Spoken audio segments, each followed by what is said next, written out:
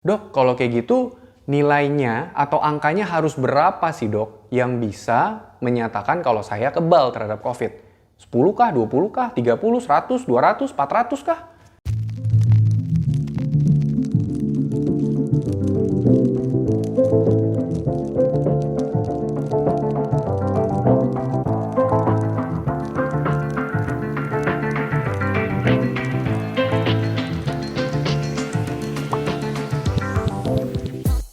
Halo Millennials, kembali lagi di video YouTube kita hari ini bersama saya Dr. Gary. Dan sebelumnya saya mau mengucapkan terima kasih karena ternyata video yang untuk ngecek antibody yang kemarin di post itu ternyata cukup viral di grup WhatsApp. Jadi kalau Millennials yang sudah dapat videonya di grup WhatsApp dan sudah nonton dan juga udah mensupport kami di YouTube, saya mau mengucapkan terima kasih banget ya. Nah, sekarang, kalau misalnya Millennials belum nonton videonya yang kemarin itu, bisa klik link di atas ini, nonton dulu. Kalau misalnya belum sudah selesai nonton, kita akan bahas kelanjutannya di video YouTube hari ini. Nah, di video YouTube hari ini, kita akan membahas kelanjutan tentang antibody COVID. Oke, sebelum ke sana, saya mau menyamakan persepsi kita dulu. Soal selesai divaksinasi. Oke, arti selesai divaksinasi COVID bukan berarti sudah dilakukan dosis kedua dan sudah selesai. Tapi yang dibilang selesai divaksinasi adalah kalau sudah 2 minggu dari dosis yang kedua. Saya ulangin ya, arti selesai divaksin adalah kalau sudah 2 minggu dari dosis vaksin COVID yang kedua.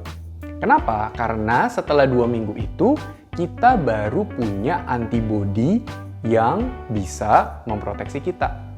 Nah, kenapa saya harus ngomong ini dulu di depan?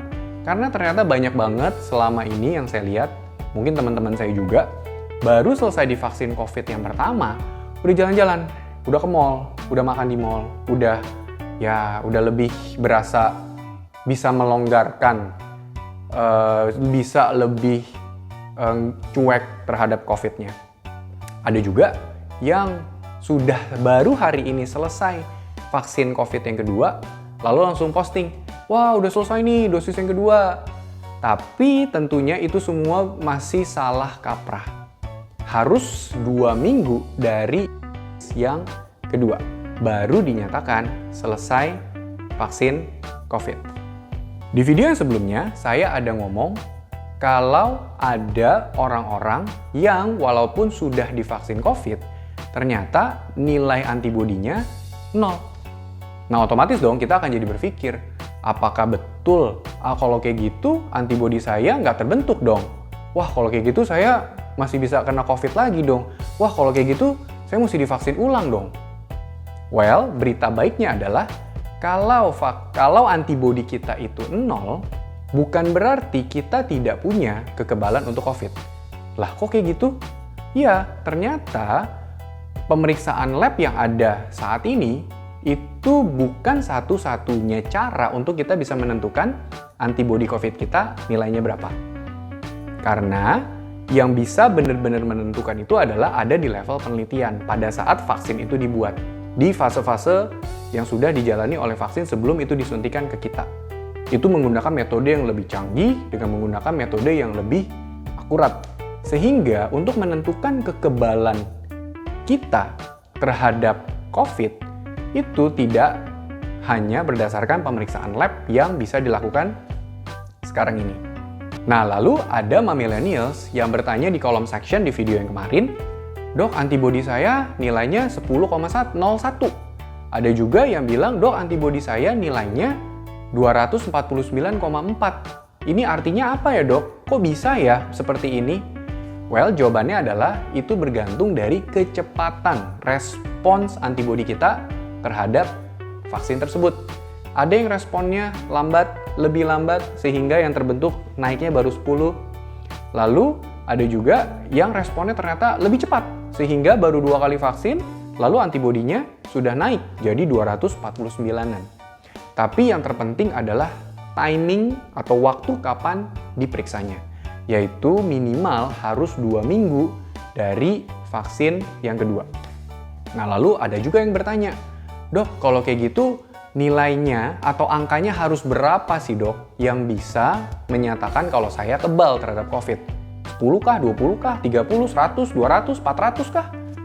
Ternyata sampai saat video ini dibuat, ternyata belum ada penelitian yang bisa menunjukkan harus di angka berapa antibodi kita itu yang baru bisa memproteksi kita. Nah, jadi kalau malah jadi bingung, kalau malah jadi galau kita soal antibodi ini, lebih baik jangan periksa sama sekali. Oke? Kenapa? Karena kalau misalnya kita periksa lalu kita tidak begitu mengerti tentang interpretasinya, maka yang ada ini hanya akan menimbulkan kebingungan. Dan malah jadi, mungkin ada beberapa yang jadi panik, malah ada beberapa yang jadi stres. Kan, kok papa saya antibodinya tinggi, kok mama saya antibodinya tinggi, kok saya cuman segini ya? Itu kan jadi bikin stres ya, jadi bikin panik ya. Nah, kenapa saya harus tekankan ini lagi sekali lagi? Karena antibodinya yang terbentuk atau kita mau menilai kekebalan terhadap COVID itu tidak hanya berdasarkan pemeriksaan lab yang ada pada saat ini aja. Kalau yang kita harus lakukan saat ini adalah kita harus percaya dengan efikasi yang sudah ditunjukkan, yang sudah diberitakan berdasarkan penelitian vaksin yang sudah berjalan sebelum-sebelumnya. Karena pada saat melakukan penelitian vaksin, itu menggunakan metode yang lebih canggih, yang lebih akurat, sehingga kekebalan terhadap COVID itu lebih bisa ditentukan. Tidak hanya berdasarkan menggunakan pemeriksaan yang ada di lab saat ini. Nah, berita baiknya lagi nih, kalau kita sudah selesai divaksinasi, yang artinya seperti yang tadi saya sudah jelaskan di awal ya, 2 minggu dari dosis yang kedua.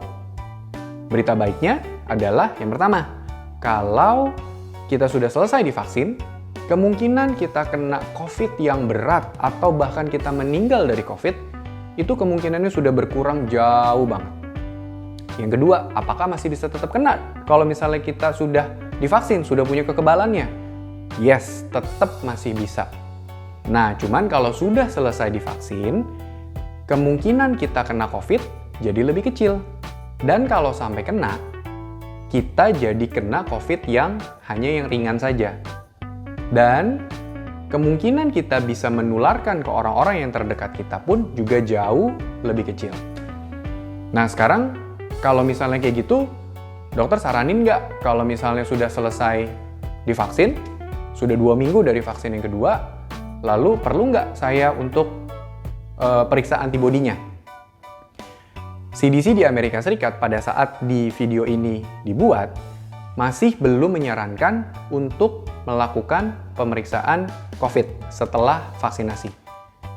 Kenapa? Karena masih belum bisa dipastikan kegunaannya secara klinis. Tapi teman-teman saya udah pada periksa semua, Dok. Tetangga saya aja udah periksa, mereka udah ada antibodinya, saya juga pengen tahu. Ya silakan aja, boleh aja kalau mau periksa. Tapi yang perlu diingat adalah belum ada nilai rujukannya, belum ada batasnya atau standarnya nilai berapa yang bisa menimbulkan atau bisa yang kita tahu itu memberikan kekebalan buat kita. Oke, sekarang kesimpulannya. Kalau sudah selesai vaksin, mungkin millennials juga sudah ngecek, antibodinya sudah terbentuk, dan sudah tahu mungkin nilainya kebetulan sudah tinggi. Tetap protokol kesehatan 5M. Oke, karena pandemi ini belum selesai. Jadi, stay safe, dan kalau misalnya millennials ada pertanyaan, silakan share di komen di bawah ini.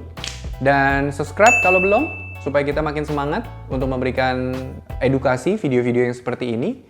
Dan share videonya, it's okay. Tapi kalau mau di-share, linknya aja ya.